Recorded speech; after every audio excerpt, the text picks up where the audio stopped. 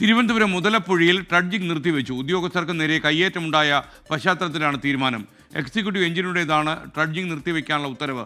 നൂറുകണക്കിന് കുടുംബങ്ങളെ പട്ടിണിയിലാക്കുന്ന തീരുമാനം പിൻവലിക്കണമെന്ന് തൊഴിലാളികൾ 24-നോട് പറഞ്ഞു. ഈ മുതലപ്പുഴയെ ആശ്രയിച്ച് നിൽക്കുന്ന ഇത്രയും കുടുംബങ്ങളെ അരമ്പട്ടിണിക്കിടുന്ന ഒരു അവസ്ഥയിലേക്കാണ് ഇപ്പോൾ എക്സിക്യൂട്ടീവ് എഞ്ചിനീയർ ഈ ഒരു തീരുമാനം ഇന്ന് അറിയിച്ചിരിക്കുന്നത്.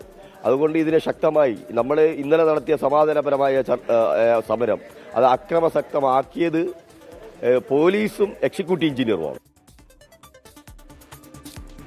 അശ്വിൻ പാലാഴി മുതലപ്പുഴയിൽ നിന്ന് വിവരങ്ങളുമായി ചേർന്നു. അശ്വിൻ, യഥാർത്ഥത്തിൽ കുറച്ച് ദിവസങ്ങളായി മത്സ്യത്തൊഴിലാളികളുമായുള്ള പ്രശ്നം ഇങ്ങനെ പോവുകയാണല്ലോ. അതിൻ്റെ പിന്നാലെയാണ് ട്രഡ്ജിംഗ് നിർത്തിവെച്ചതായി വാർത്ത വരുന്നുണ്ട്.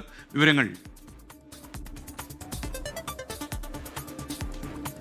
ഇന്നലെ ഉണ്ടായ സംഘർഷങ്ങൾ, അതിന് പിന്നാലെ വലിയ തോതിലുള്ള അക്രമങ്ങളൊക്കെ ഉണ്ടായി എന്നുള്ളതാണ് ഇപ്പോൾ എക്സിക്യൂട്ടീവ് എഞ്ചിനീയർ അദ്ദേഹത്തിന്റെ വാർത്താക്കുറിപ്പിൽ അറിയിച്ചിരിക്കുന്നത്. അങ്ങനെ ഭീഷണിയുള്ളൊരു സാഹചര്യത്തിൽ നിലവിൽ ഡ്രഡ്ജിംഗ് ജോലികളുമായി മുന്നോട്ട് പോകാനാവില്ല എന്നുള്ളതാണ് എക്സിക്യൂട്ടീവ് എഞ്ചിനീയറുടെ നിലപാട്.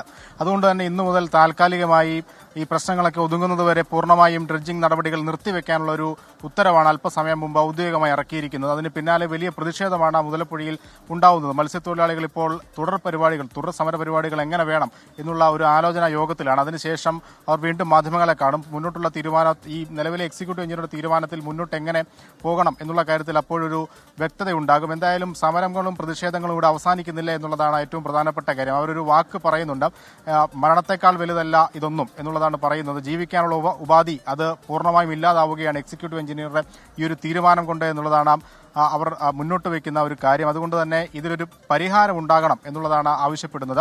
എന്തായാലും നിലവിൽ ഇപ്പോൾ എടുത്തിരിക്കുന്ന തീരുമാനം അടിയന്തരമായി പിൻവലിക്കാനുള്ള ഇടപെടൽ സർക്കാരിന്റെ ഭാഗത്തുകൂടി ഉണ്ടാവണം എന്നുള്ളതാണ് തൊഴിലാളികൾ ആവശ്യപ്പെടുന്നത്.